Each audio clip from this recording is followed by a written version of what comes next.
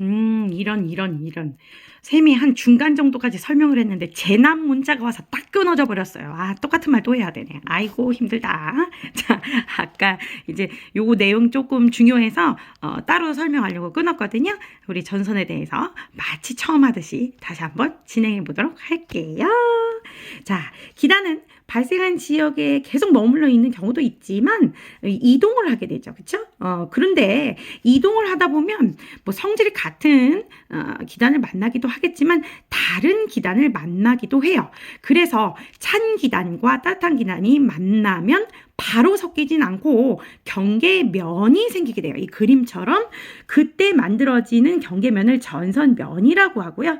그 다음에 바닥과 전선면이 만나는 것을 우리는 전선이라고 해요. 자, 근데요, 여러분, 선생님 수업 시간에 이제 얘기하죠. 야, 이건 하지 마. 전선면 몰라야 돼. 왜냐면 우리 사람이 다 바닥에서 살잖아요, 그렇죠? 예, 물론 우리가 뭐 아파트 꼭대기 살면은 뭐 하늘도 중요하겠지만 대부분 다 바닥에서 사는데 이 뭐 하늘을 얘기해서 뭐 하겠습니까? 이 바닥이 중요하죠, 그렇죠? 그래서 우리가 이제 전선에 대한 얘기를 한다는 것을 좀 기억을 해 주셨으면 좋겠어요. 그래도 명칭은 아셔야 돼요. 경계면을 전선면이라고 하고 전선면이 바닥과 만나는 선을 전선이라고 한다라고 기억하시면 돼요. 자, 근데요, 그런 전선 부근에서 어때요?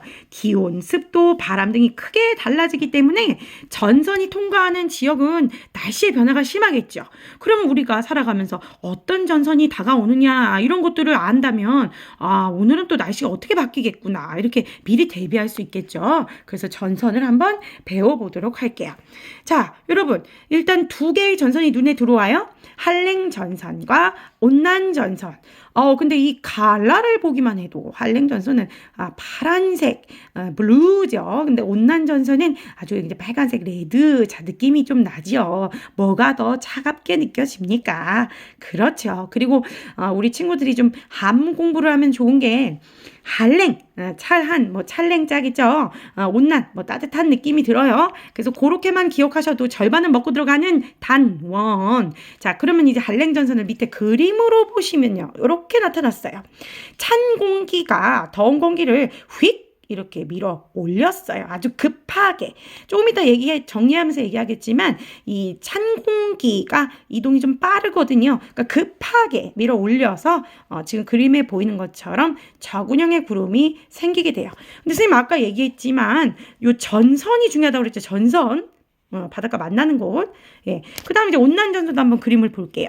자, 이번에는 찬 공기가 이렇게 천천히 죄송해요. 따뜻한 공기가 천천히 이렇게 찬 공기를 타고 올라가고 있죠. 예, 아주 뭐 선비 같아요. 그냥 이렇게 천천히 이동하네요. 선비 같다고 표현하면 너무 올드한가? 그래도 선생님은 이렇게 뭔가 이렇게 천천히 편안하게 이런 느낌은 선비라는 느낌이 좀 들어요. 여러분은 요즘엔 뭐가 그런 느낌이 들까요? 좀 이게 천천히 하고 느긋하고 막 이런 것들 나중에 수업 시간에 좀 얘기 좀 해주세요. 좀 더 세련된 수업을 해보도록 노력하겠습니다. 자, 그런데 아까도 말했듯이 전선이 중요하다고 했죠. 자, 근데요. 이 위에 보면요. 웬만큼 다 아세요. 예, 뭐 눈으로 봐도 기울기 급해요. 그렇죠? 그 다음에 저근형 구름 알죠? 근데 아니 이 소나기까지도 알겠는데 웬 전선 뒤쪽? 그래서 온난전선도 보니까 웬 전선 앞쪽? 아니 뭔 앞과 뒤가 있어. 이 앞뒤가 똑같은 번호도 많은데 그치? 아니 이걸 어떻게 그러고 보니까 뭐 화살표는 있고 그 선생님 왜 굳이 이렇게 가나요? 뭐 굳이 난 이렇게 가면 여기가 앞 아니에요? 뭐 이런 친구들이 있을 것 같아요. 그래서 선생님이 이제 그림 하나 준비했어요. 도룡도룡 도룡도룡. 자, 이게 바로 지구 대기 대순환 그림인데요. 사실 이 그림이 들어가 있었어야 되는데 2015 교육 개정안에서 쑥 빠졌어요. 자, 요거 이제 간단하게 설명하면요. 사실은 늘 선생님 얘기한 이 빤스만 입고 사는 나라들 이제 더운 나라에서는 공기가 위로 올라갈 수밖에 없겠죠. 그렇죠? 그래서 이렇게 올라가서 이렇게 쭉 가가지고 이 추운 북극에서 이렇게 내려와서 전체적으로 이렇게 북풍이 부는 게 정상적이겠죠. 근데 우리 지구가 뭐예요? 가만히 있지 않고 뱅글뱅글 돌고 있단 말이에요. 그렇죠? 이렇게 돌고 있어요. 어디서 어디로? 서에서 동으로. 하루에 한 바퀴 24시간 360도 1시간에 15도. 자, 우리가 자전을 하고 있단 말이에요.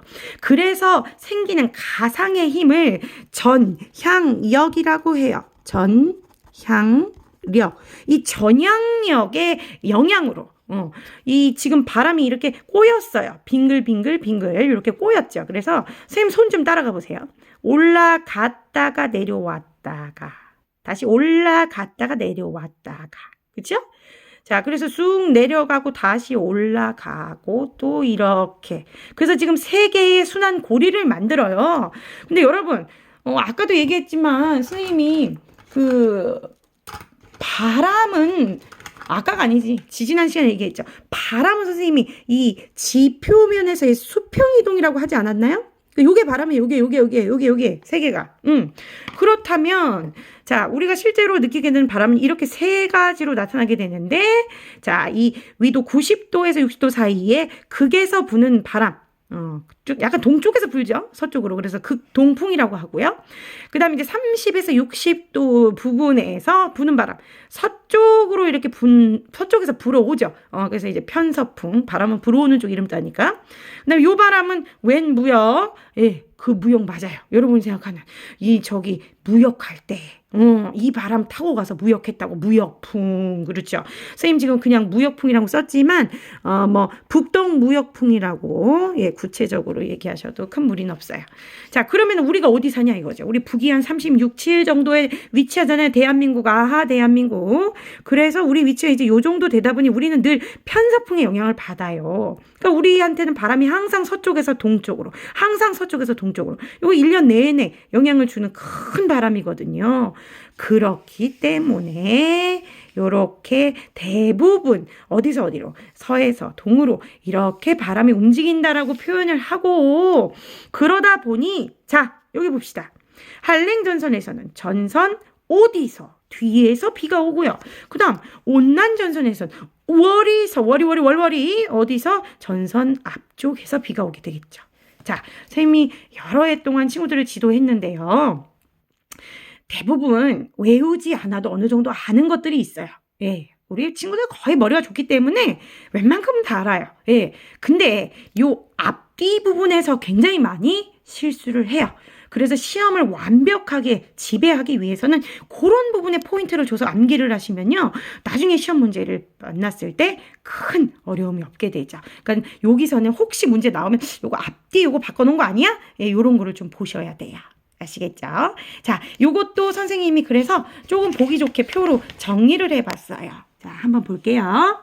자, 온난전선과 한랭전선. 기울기는 온난전선이 완만하다. 이 완만이라는 표현을 모르는 친구들이 좀 있더라고요. 완만. 급한 거에 반대말이겠죠. 그러니까 우리가 이제 언덕 같은 걸 올라가는데 경사가 급해요. 근데 뭐 어디는 좀 이렇게 급하지 않아요. 그런 걸 이제 완만이라고 해요. 그 다음에 이동 속도를 보면 온난전선이 느리죠. 예, 한랭전선이 빨라요. 예, 그래서 온난전선은 좀 느긋하게 여유롭게 따뜻하게 한랭전선은 급해요. 좀 빨리빨리 움직여야 돼요. 왜 우리 좀 추우면 어때요? 좀 이렇게 빨리빨리 집에 가고 싶죠, 그렇죠? 예, 그런 생각하시면 될 것 같아요. 자, 그다음 구름의 형태도 온난전선은 층운형이고요. 한랭전선은 저군형. 아까 상승기로 강하니까 생기는 구름형이라고 그랬죠?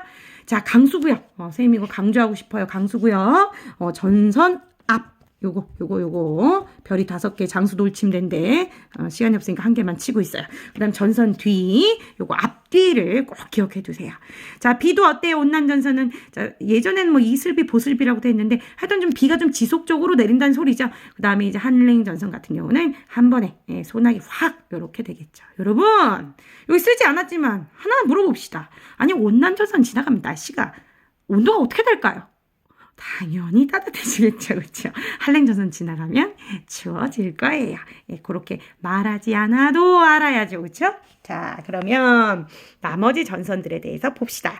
자, 폐색전선. 왠지 느낌이 끝나가는 느낌 들죠. 그렇죠? 그래서 이제 한랭전선이 온난전선보다 이동 속도가 빠르니까 보니까 겹쳐졌는데 요거 겹쳐지기는 하지만 얘는 이제 어떻게 잡아 먹었다고 표현하는 게 더 좋지 않을까요? 그래서 이건 진짜 이제 끝나는 거. 자, 그 다음에 정체전선 보세요. 두둥 두둥 두둥. 자, 위에서 내려오는 한랭전선, 밑에서 올라가는 온난전선, 두둥 두둥 꽝, 뭐 이런 느낌이에요. 그래서 이 전선은 세력이 비슷해가지고 거의 움직이지도 않고 한 곳에 오랫동안 머물러서 정체전선이라고 하는데요. 특히 우리나라 초여름에 나타나는 장마전선이 정체전선의 한 예가 되겠습니다. 여러분, 그러면 지난 시간에 공부한 걸 다시 떠올려야죠. 우리나라의 정체전선을 만드는 두 기단은 북태평양 기단과 오호츠크의 기단이 되겠습니다. 이걸 물어보는 시험 문제는 반드시 나온 다으 반드시 암기를 하셔야 된 다으 안 나오면 좌우지 장지지지 선생님 손 장지지입니다. 꼭 나옵니다. 자, 그러면 이제 학습 체크 한번 문제 풀어보고 마무리를 또 해볼게요. 시베리아 기단은 고緯도의 대륙에서 발생하여 어떤 성질을, 이제 고緯도 나왔으니까 아마 여기는 차가운 한랭한 성질을 이렇게 쓰시면 되고요. 그 다음 우리나라 어느 겨울철이죠. 겨울철 시베리아. 그 다음 한랭 전선에서는 자, 어떤 거? 저군형 구름이, 온난 전선에서는 층운형 구름이. 그렇죠. 자, 마지막 문제. 어느 전선의 뒤쪽에 좁은 지역에선 소나기성 비 살짝 커닝 한번 할까요? 위로 올라갈까요? 오, 그렇죠. 한랭 전선이군요. 네, 자, 또 여기까지 전선 공부하고요. 다음 시간에 또 기압과 그 다음에 날씨에 대해서 공부해 보도록 하겠습니다.